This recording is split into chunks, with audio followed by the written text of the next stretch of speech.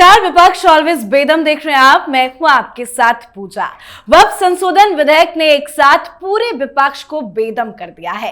विपक्ष की मुसीबतों को बढ़ाने वाली खबर यह है कि प्रधानमंत्री नरेंद्र मोदी की अध्यक्षता वाली कैबिनेट ने नए वक्फ बिल को मंजूरी दे दी है।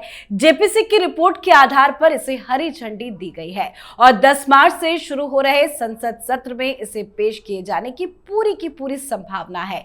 तो अब संसद में जल्द वक्फ विधेयक को पेश किया जाएगा और विपक्ष को आईना दिखाया जाएगा। तो दूसरी तरफ पश्चिम बंगाल की मुख्यमंत्री ममता बनर्जी इन दिनों बड़ी परेशान चल रही हैं।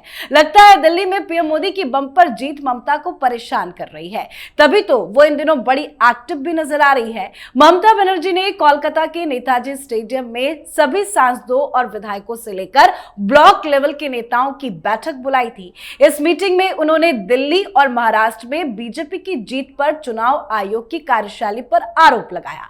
ममता बनर्जी ने कहा कि दिल्ली और महाराष्ट्र में बीजेपी ने हरियाणा और गुजरात के लोगों के फर्जी वोट बनवाकर चुनाव जीता था। उन्होंने कार्यकर्ताओं के सामने ऐलान किया कि अगर जरूरत पड़ी तो हम वोटर लिस्ट से फर्जी वोटरों के नाम हटाने की मांग के लिए चुनाव आयोग के कार्यालय के सामने धरना भी देंगे। तो आखिर क्यों ममता बनर्जी इतनी परेशान है, आज इस पर भी चर्चा करेंगे। मेरे साथ स्टूडियो में मौजूद हैं कैपिटल टीवी के editor in chief doctor Manish Kumar और एग्जीक्यूटिव एडिटर राजीव जी। सर, आप दोनों का बहुत बहुत स्वागत है। धन्यवाद। सर, वक्फ संशोधन विधेयक को अब तो मोदी कैबिनेट से भी मंजूरी मिल गई है, अब क्या करेगा विपक्ष? देखिए, विपक्ष एक ऐसे समय खंड में जी रहा है जो आउटडेटेड है। कहने का मतलब ये है कि खास करके कांग्रेस पार्टी और जो तथाकथित सेकुलर पार्टियां हैं वो अभी भी 30 साल 40 साल पुरानी राजनीति में अटकी हुई है। दुनिया बदल गई, लोगों के सोचने का तरीका बदल गया, पॉलिटिकल प्रेफरेंसेस बदल गए, बातचीत करने का लहजा बदल गया, मीडिया का लैंग्वेज बदल गया, लेकिन ये वही के वही है। They have become a comedy. वो शोले फिल्म में एक डायलॉग था ना, वो मैं अंग्रेज जमाने का जेलर हूँ, दुनिया कहाँ से कहाँ निकल गई लेकिन मैं बस यही का यही हूँ। यही हाल हिंदुस्तान के विपक्ष का हो गया है। ये जो अभी इन लोगों के आंख में कुछ गया नहीं, समझ में नहीं आया कि भारतीय जनता पार्टी ने कुंभ का इतना विशाल भव्य जो आयोजन किया है, इससे एक चीज को इन्होंने साबित कर दिया कि हिंदुत्व में, सनातन धर्म में लोगों को यूनाइट करने की शक्ति है। बिल्कुल, बात समझ में आया। और इन लोगों को यह लग रहा था कि भाई हम तो जाति में तोड़ देंगे सनातनियों को, लैंग्वेज में तोड़ देंगे सनातनियों को। ये नैरेटिव कोई दूसरे लेवल पे चला गया कुंभ की वजह से। अभी तो जो कोई अक्लमंद आदमी है वो भी गया चुपचाप डुबकी लगा करके आ गया विपक्ष का, जो जमीन से जुड़ा हुआ है, और आपको ये बता रहा है कि देखो दिक्कत क्या है। एक कान के अंदर इन लोगों के बात नहीं जा रही कि जनता किस तरीके से सोच रही है। जो कुंभ गया उसको लोग कहते हैं कि भाई हिंदू है, जो कुंभ गया उसे लोग कह रहे भाई बीजेपी राष्ट्रवादी सनातनी है, और जो कुंभ नहीं गया उसको लोग कह रहे हैं कि तो मुस्लिम परस्त राजनीति करने वाला है। ये बाकायदा सिस्टम बन गया। देखिए, कहीं भी मालूम चलता है कि भाई मजार के ऊपर बुलडोजर चला रहा है, बीजेपी का हार्डकोर वोटर खुश हो जाते हैं, हिंदू समाज बढ़ा हो सबको। लोगों की ऐसी माने चेतना हो गई है कि अगर आप सब ऑनलाइन पेमेंट करते हो, चाहे वो टैक्सी वाले को करते हो, सब्जी वाले को करते हो, दुकान वाले को करते हो, मालूम चलता है कि थोड़ा मुसलमान है तो खटक जाता है, कलेजे में लगता है कि ये क्या है। ये समाज में चेंजेस आ रहे हैं। लेकिन सर, आपने कुंभ का जिक्र किया है तो मेरे मन में एक सवाल आया, अब तो रमजान की भी शुरुआत हो रही है, अब असली चेहरा दिखेगा? देखिए, इस बार मुझे लग रहा है कि अगर अक्लमंदी होगी तो देखिएगा, इस बार कोई टोपी पहन करके इफ्तार पार्टी में नहीं जाएगा। ये समाज करेंगे तो अपनी बला से। भारतीय जनता पार्टी पब्लिक के इस मूड को समझ रही है और इसलिए वक्फ के ऊपर वो जोर लगा रही है। बात समझिए, जब आप एक खेत तैयार कर लेते हो तब आप बीज डालते हो। ये भारतीय जनता पार्टी ने पिछले 10 सालों में जो जमीन तैयार की है, अब ऐसी जमीन तैयार हो गई है तो जो वैचारिक बीज जो है वो जिस चीज का डालेंगे उसमें वो फल वो देगा। इसलिए वक्त भी हो रहा है। अभी यूसीसी का भी 1-2 स्टेट में आप सुनेंगे कि कहानी जो है वो आगे बढ़ गई है। तो मुझे लग रहा है कि विपक्ष लोगों के मूड को समझ नहीं पा रहा है, इसलिए वो लगातार चूक करते चले जा रहे हैं। पीएम मोदी ने पूरी जमीन तो तैयार कर दी, अब वो फल भी देगा, जैसा कि सर ने समझाया। अब क्या विपक्ष के पास कोई रणनीति बची है? क्योंकि अब तो आसानी से बिल पास होता हुआ नजर आ रहा है। देखिए, बिल को रोकने की रणनीति तो कभी विपक्ष के पास थी ही नहीं, क्योंकि इसके पास संख्या नहीं है। तो उस संख्या न होने के बाद कैसे रणनीति बनाएगा कि हम संसद के अंदर रोक देंगे? इसके पास एक ही रणनीति थी कि हम दिखाएंगे, मुसलमानों को दिखाएंगे कि हम तुम्हारे साथ खड़े हैं, हमारी संख्या बढ़ाओ, तब हम ऐसे बिलों को रोक पाएंगे। ये दिखाने की प्रवृत्ति थी। लेकिन अभी स्थितियां थोड़ी और बदल चुकी है। जैसे एक एक पार्टी जो विपक्ष में बैठी हुई थी, पहले मुस्लिम परस्त राजनीति को बढ़ावा दे रही थी, वो अब धीरे धीरे बदल रही है। महाराष्ट्र में देखिए, होड़ मची हुई है शरद पवार और उद्धव ठाकरे के बीच कि किसको पहले ऑफर मिलता है। शरद पवार ने मुलाकात की, पीएम मोदी के साथ आए महाराष्ट्र साहित्य मंच पर, और दोनों के बीच बड़ी अच्छी ट्यूनिंग रही। उससे कुछ दिन पहले खबर आई कि सुप्रिया सुले अमित शाह से मुलाकात करने गई थी, और उन्होंने मुलाकात की बात तत्काल नहीं बताई, 3 दिन के बाद बताई कि हमने मुलाकात की थी, और मुलाकात की थी लॉ एंड ऑर्डर के लिए। क्या कि भीड़ में सरपंच की जो हत्या हो गई थी उसको लेकर हम गृह मंत्री अमित शाह से मुलाकात कर रहे हैं। ये मुलाकात करना तो महाराष्ट्र के गृह मंत्री से चाहिए था, लेकिन नहीं, वो सीधे अब दिल्ली आ रही हैं कि नहीं, वहां से महाराष्ट्र से डील नहीं करना है, सीधे दिल्ली से डील करना है। अब उसके बाद ये उद्धव ठाकरे, अभी उद्धव ठाकरे के सामना में 2-2 आर्टिकल छप गए फडणवीस के समर्थन में, 2-2 आर्टिकल। और संजय राउत जो कभी एक शब्द फेवर में नहीं बोलता था, वो बोल रहा है नहीं, बहुत बढ़िया बात है, फडणवीस ने बहुत अच्छा काम किया है कि पीए पीएस की ये जो नियुक्ति आपस में करते हैं ये मंत्री, उनका अधिकार छीन लिया।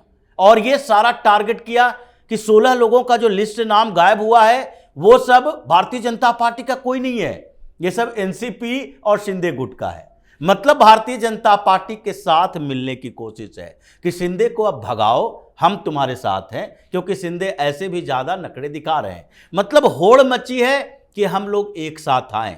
अगर पिनराई विजयन की बात देखिए, वो सीपीएम खुद ही मोदी के प्रति सॉफ्ट है, उसने राजनीतिक प्रस्ताव पारित किया कि नहीं, फासिस्ट गवर्नमेंट नहीं है। तो ये विपक्ष के अंदर जो लग रहा है, जो पहले से ही ऐसे 2014 के चुनावी हार के बाद एंटनी कमेटी की रिपोर्ट में कांग्रेस में सलाह दी गई थी कि आप मोदी को टारगेट मत करो, अब भारतीय जनता पार्टी को, सरकार को टारगेट करो, और उसी टारगेट के आधार पर आपको कुछ अचीव होगा। अगर सीधे मोदी को टारगेट करोगे तो आपके खिलाफ नफरत बढ़ता जाएगा और आपका वोट घटता जाएगा। लेकिन इन लोगों ने माना नहीं, राहुल गांधी ने नहीं माना, तो राहुल गांधी की ये दुर्गति है। लेकिन वक्फ बोर्ड संशोधन विधेयक ये कई विपक्षी पार्टियों के लिए बड़ी समस्या पैदा करने वाली है। अब क्या करेंगे? या तो बाइकाट करोगे, हंगामा करोगे, या फिर सपोर्ट करोगे। बाइकाट करने के तरीकों से पता चलेगा कि आप सपोर्ट में कर रहे हो या विरोध में कर रहे हो। उद्धव ठाकरे की पार्टी है या शरद पवार की पार्टी है, या फिर अभी अरविंद केजरीवाल के लिए भी है। अरविंद केजरीवाल क्या करता है वहां पर। ऐसे कई पार्टियां हैं छोटी बड़ी, जिसको सेकुलरिज्म का भूत उसके सर से धीरे धीरे उतरता जा रहा है। और इसीलिए वक्फ बोर्ड संशोधन विधेयक को जो कैबिनेट की मंजूरी मिली है, आगे पेश किया जाएगा तो कई पार्टियां ऐसी है वो कंफ्यूज हो जाएगी। और ये जो अकड़ थी इन लोगों के अंदर, अकड़ तो मंजूरी के साथ ही तोड़ दिया। 24 ही बच्चे हैं मुस्लिम सांसद, और उसके अलावा उनके सिंपैथाइजर हैं ये 100 से ज़्यादा।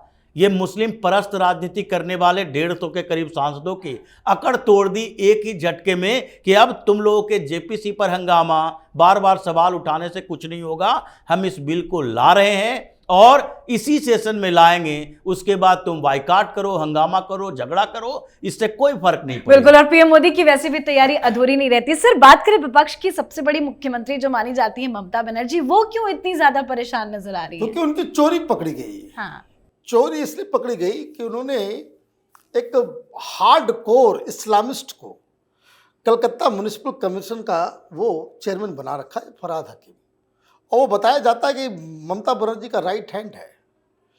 उसने एक काम किया जो बंगाल में लोगों के गले नहीं उतरा।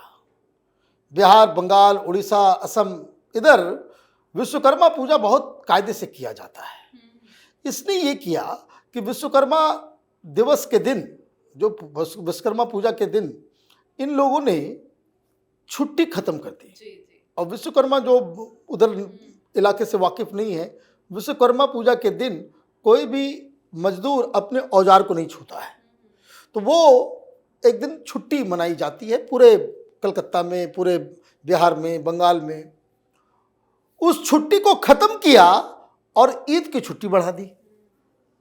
मामला ये फैल गया, तो ममता बनर्जी ने फौरन उस डिसीजन को जो है पीछे लिया। सवाल अब पूछा जा रहा है, बीजेपी वाले पूछे, तुम्हारी हिम्मत कैसे हुई?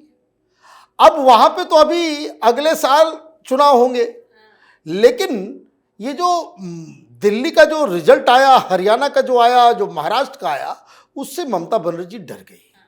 और ये लग रहा है कि पिछले बार की तरह तो इस बार मामला नहीं चलेगा, इस बार तो कुछ और पैतरेबाजी करनी होगी। तो उन्होंने पैतरा शुरू कर दिया कि हमारा फोन टैप हो रहा है, ये आउटसाइडर्स आ रहे हैं, ये गुजरात से, यूपी से, बिहार से लोगों को जो है, मेरे पब्लिक को आप बेवकूफ समझते हो? बंगाल की जनता इतनी बेवकूफ है? भाई, किसी भी कंस्टिट्यूंसी में, किसी भी बूथ पे, पोलिंग बूथ, उसमें 25-30 से ज्यादा नाम ऐड या उसको हटाया जाता है इलेक्शन कमीशन के द्वारा।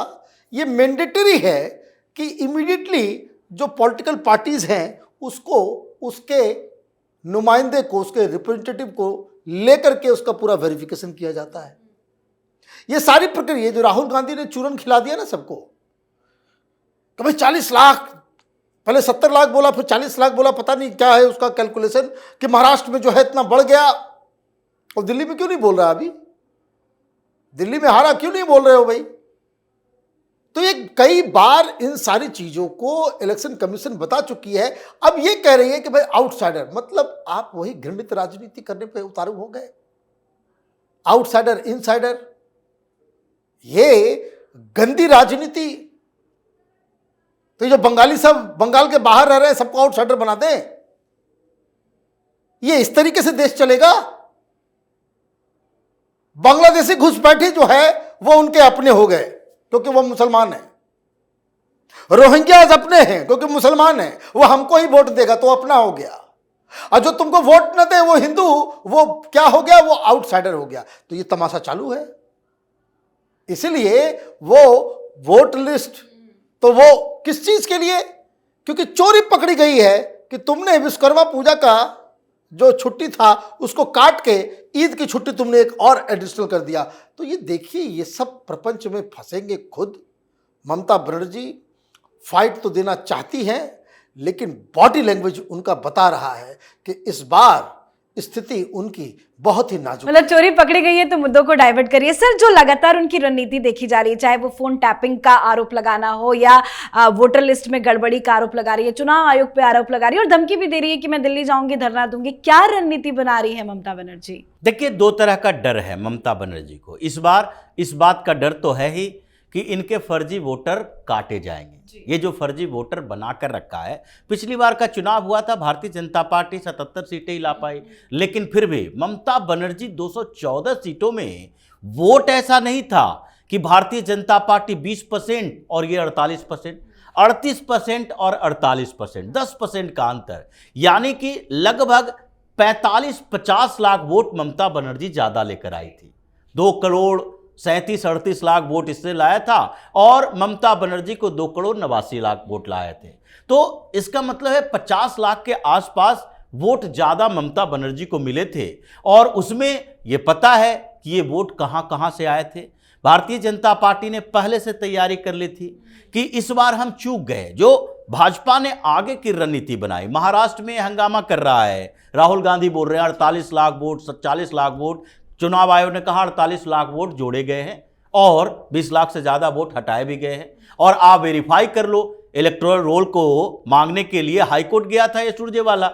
अभी 2 दिन पहले हाई कोर्ट ने उसे डांट कर भगाया कि ये कोई याचिका वाचिका नहीं है, क्योंकि इलेक्शन कमीशन ने कह दिया है 3 महीना में एक एक बूथ का रिपोर्ट हम दे देंगे, तुम इतना पैसा जमा करो, हम प्रिंट निकाल के सब एनालिसिस रिपोर्ट दे देंगे कि कहां कहां से क्या हुआ है। लेकिन इन लोगों ने जो इस्लामिक किलेबंदी कर रखी है, और ये वोटर कौन है जो वेस्ट बंगाल से मुंबई जाता है और वहां मुंबई में भी वोटर है और बंगाल में भी वोटर है। ये पूरा मुसलमानों का कुनबा इधर से उधर चल रहा है। ये जो बोल रही है कि बिहार से, उत्तर प्रदेश से, दूसरे जगह से आ रहे हैं, ये यही बात बता रही है जो इसने किया है। बाहर से लोगों को लाकर, बांग्लादेशी तो है ही, तकरीबन अभी भी 50 लाख से ऊपर बांग्लादेशी है वहां, और वोटर जितना है उसमें ममता बनर्जी को लग रहा है कि हो सकता है 50-60 लाख वोटर इस बार कट जाए जी। अब ये संख्या अगर बढ़ जाए तो कोई बड़ी बात नहीं है, तो इसलिए पहले से भाव बनाओ,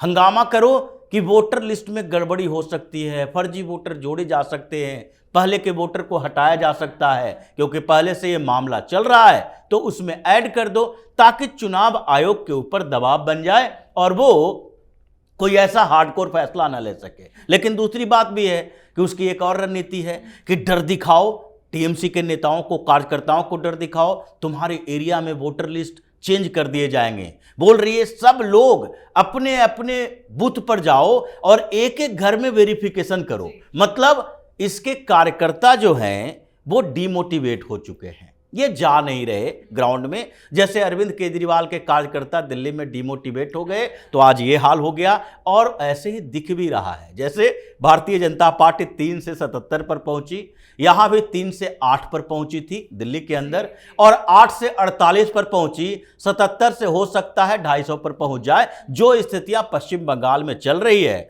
मतलब ममता बनर्जी इस बार डरी हुई है, सत्ता छीन रही है, इसलिए अभी ये कई ऐसे आरोप लगाएगी जिसको सुनकर हंसी आएगी मीडिया में भी, कि क्या क्या उलूल जुलूल बातें आजकल ये पागलपन में, टेंशन में, फ्रस्ट्रेशन में कह भी रही है कि इस बार बड़ा खेल होगा, कहीं उनके साथ ही खेल ना हो जाए। बहुत बहुत धन्यवाद सर आप दोनों का। धन्यवाद। तो पश्चिम बंगाल में अगले साल विधानसभा चुनाव होने हैं, उससे पहले मुख्यमंत्री ममता बनर्जी एक्टिव मोड में नजर आ रही हैं। कहीं ना कहीं ममता बनर्जी काफी ज्यादा डरी भी नजर आ रही हैं। उन्हें डर है कि कहीं केजरीवाल की तरह ना उनका बंगाल से बोरिया बिस्तर पैक हो जाए। तो दूसरी तरफ बीजेपी की रणनीति विपक्ष के हर दलों पर भारी पड़ रही है।